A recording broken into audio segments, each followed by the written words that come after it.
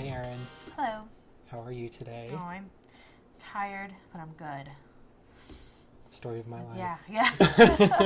Tired and good. Hello, listeners. I am Tommy. I am Erin. Welcome to episode 36. And 36. you know what? We're approaching Thanksgiving, Christmas, New Year's, and are almost. We got a couple more months before we reach our 1 year.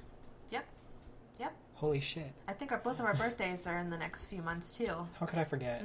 Duh. Yeah. Right. Exactly. So yeah, now that Halloween's over, I feel like the rest of the year is just gonna fly by. Right. Like So, what? Like this is the holiday season. when Halloween was finished, Christmas is almost like basically next week. Well, it better slow its roll because they can't just skip holidays. They have to get through Thanksgiving. People are already doing Christmas stuff, like Right. decorating for Christmas, singing Christmas songs. You know what? They need to slow their rolls. Do you have Sirius XM in your car? No, why? Because I do. And what? What are you going to say about Christmas music? What are you about to say about Christmas music that's going to upset me? they sent me this letter where I could get like a free 3-month trial. So I've been listening to Sirius XM like nobody's business. And So I had it when I first got my car. I really liked it. Yeah. It was cool. They do repeat a lot of stuff though. Yeah, I think they have like a set list of songs that Yeah. they have, and that's what they play. But literally the day after Halloween, I turned to like one of my preset channels. They normally play like maybe top 40 music. Yeah. Not today. It was Christmas music. Yeah, I know. There's a certain radio station in Cincinnati. I think it's like a local one, but we listen to it a lot at work. Yeah. And I've already been warned by several coworkers that is what will be playing at work. That's what I will be forced to listen to. And I just might quit. I don't know. I just might quit my job. Dang. You cannot force me to do anything until it is actually Christmas time. Once December rolls around, sure. You see, sure. We were on our way home from work when this happened too, and I switched to the channel. I saw the title of this song, and I was just like, "Oh, Christmas music." Cam was in the back seat. He heard like the song after a second or two, and he was just like, "Oh my god, I'm so happy." Well, I'm glad someone's happy because I'm not. Cam loves Christmas time. I mean, who doesn't? Erin. I think it's annoying. Dang. Everything about it is annoying. I like giving and receiving gifts, and I like the food, but I hate the decorations. I hate the music.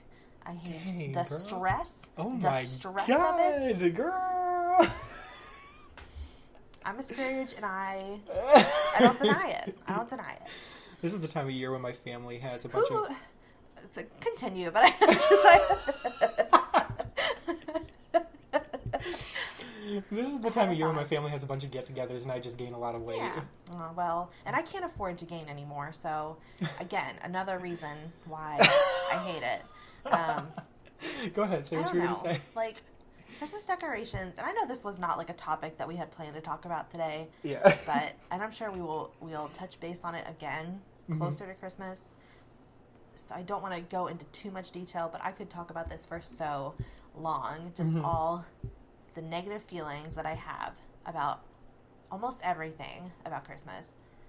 Like red and green, who thought that was fine?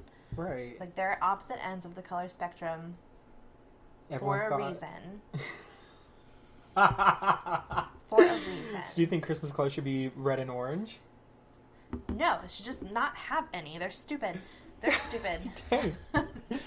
What did colors ever do to you? What makes you so butthurt about this? Or pick one. Just pick one. Oh. Red or green. Not both. You can't have the best of both worlds. Who's Miley Cyrus? Okay. I will slow my roll for now. So before we will revisit this, though. Don't worry. You're gonna get a lot of hate. It's fine. No, good. Bring it on. Do it. Do it. So before we go any further, I want to remind you all that we do have Skype recording now. Mm-hmm. Again, if you want to have like a special interview, email us at tpodcast118@gmail.com. Let us know what makes you a perfect candidate to be interviewed on the Totally Everything podcast. And you know, I've been thinking about switching the name, kind of, not too drastically, but like instead of saying the Totally Everything podcast, be the podcast about totally everything. Why switch it? Because I don't know. Podcast about I think the Totally Everything podcast. Okay, yeah, I that's. just like it. Yeah. I just like it. Okay. The podcast about totally everything. I was just thinking of it. I was like, does it make more sense like the Totally Everything podcast or the podcast about totally everything? I don't know. But anyway, let's stick with the OG. Yes. Title. Don't fix what's not broken. Exactly. What else? We are also on. Get out of here. Okay. Good behavior. We're all on good behavior. Okay. If you're recommending this podcast to a friend, which why wouldn't you? Right. If you're listening to it, like, are you even a subscriber? No. I was listening to this one podcast the other day, and they were confused, like saying this one host was saying, "Why are you telling people where they can find us if they're already listening to us?" And I'm just like, well, if they want to recommend it to a friend. So if you're a dedicated listener on either Apple Podcasts, Spotify, Google Play Music, or all the other directories that you can find us. And also, if you're only if you happened upon the podcast, continue. I just what? People are stupid. No, what you just said about the podcast host, what he said. Yeah. Can you not use common sense? You have to plug your own shit. You Yeah. have to do it. Right. If you don't, you're stupid. So, sorry. Go on. These are kind of beginner podcasters too, I believe. Like, they started after us, as far as I know. But I don't know. Anyway, so if you're recommending this podcast to a friend, let them know that they can find us on Apple Podcasts, Spotify, Google Play Music, Stitcher, Blueberry, Spreaker, SoundCloud, maybe on YouTube. I know I'm having the shows linked to Facebook, Twitter, and YouTube, so you might want to check us on there. I think I figured out how to get us on YouTube, but I still have to figure that out. But yeah, SoundCloud for sure now, I think, because that one girl that liked us, or whoever that user was. Thank you, one user. Oh yeah, didn't it disappear too? It went somewhere. I got an email for it though. She did it on accident and then retracted it. She's like, "Oh, yeah. I thought I liked this episode." Oh, and also digital Spreaker or digital podcast too, I think. These will all be in the show notes. So if you want to find us or tell your friend about us, friends, if you have more than one friend. Some of us don't, but that's okay. So yeah. Okay, so jumping into it now. We have teachers making students give presentations equal anxiety. How do you feel about this? Go ahead and ask what you were going to say. Well, I was going to say, I assume you had to give a lot of presentations, in school? Well, this wasn't necessarily geared towards me. I know giving presentations as a student was kind of nerve-wracking, unless I was fully prepared for any questions that were about to be brought my way. Sure, yeah. Now, I heard somewhere one time that teachers making students give presentations could mess with their anxiety, or it could, maybe the kid doesn't want to do it, or what am I trying to say? They don't want to do it because they feel uncomfortable. Sure. Now, I'm just thinking, what's going to happen in the future when they get a job where they have to do something where they have to feel uncomfortable, or where they have to give a presentation where they have no choice? I mean, for me, doesn't matter how prepared I am for, a presentation, I'm always a little nervous. But, the more you do it, I don't want to say the easier it gets, but I don't know. I appreciate all my teachers making us give presentations, because at least I was, always, I was, half and half. I was, comfortable, but I was still nervous about it. But, I just remember kids being so freaking scared. Right. Up there, shaking and, yeah. sweating and just, being, like a mess, like a hot mess. Right. I don't remember who it was, but I remember I think someone back in high school, like they were so scared, like they were literally shaking. Yeah. But anything other than that, I don't remember. Like, I don't remember anyone severely sweating or anything. I don't know. Like, I think, well, and like, it was probably much easier for me and for like the more like popular kids. Yeah. Because like they knew they were going to go up there and like people would at least like pretend to pay attention to them and like, you know, like not make fun of them. But for like the kids that like would get picked on, Right. I feel like they would be especially nervous just because they have to get up and talk in front of people that like pick on them. Yeah. So And now, see, I remember like that, in a sense, I mean, making a kid get up and do that who's already uncomfortable to be around, you know, classmates in general, to make them have to get up in front of everyone, you know, I don't know. I feel you. That's a tough one. Yeah. But you mentioning popular kids. I remember in this one class, these popular kids had to give this PowerPoint presentation, and they were so stupid. Yeah. All of them, in the subject of each PowerPoint slide or whatever you want to call them, the subject at the top that I guess defined whatever the whole subject was below it, they added a whole bunch of exclamation marks. Ugh.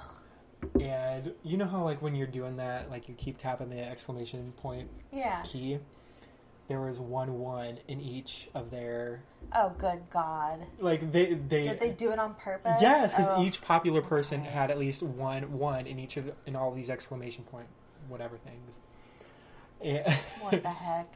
Oh my God. I was like, I saw it the first one, I was just like, okay, honest mistake, I'll take it. Yeah. I mean, like the popular kids and like the football players, it depended what class we were in. If they were in a class that like they knew the teacher was like a pushover, or they were like buddies with the teacher, they would like just totally not take it seriously. Right. And just get up there and dick around and like give a weak ass presentation. But that's because they knew that's what they could get away with. And so they weren't nervous at all because they were like, I'm going to give this bullshit presentation and get an A. It doesn't matter. Yeah. You know? Now, being from the places that we're from, not too big of cities, I guess. I graduated with a class of 70. Do you remember how many people you graduated with? Like 110, 120. Okay, not too bad. Yeah. So, thinking of the places that we grew up in, does that also have an effect on how people have anxiety too? Because thinking about it, as far as I was aware, I don't think anyone in my classes were too scared or had that much anxiety when we were growing up. But now, living in this type of generation in these days, younger kids now are more anxiety prone to anxiety. Am I saying that right? Probably, because like I don't know, I feel like if someone is up there giving a presentation today and they're like messing up and because they're nervous and like someone could be like making a whole Snapchat thing about them and then post it on Snapchat and then make fun of them. But like, I don't know, I don't feel like we did that when we were younger, just because I don't know, like we had Facebook, we had like phones that could record like videos. Yeah. But I don't know. Now see, if we have any younger listeners still in high school, oh man, I'm sorry if we do, but no. Yeah, sorry. let us know what your cell phone policy is in school, because back when we were in school, if this teacher saw a kid with a cell phone, it was revoked, and you want to get it back till the end of the day. Well, see, my school had a different. What? Yeah, we were allowed to have them, like between classes. Oh, hell no. We were.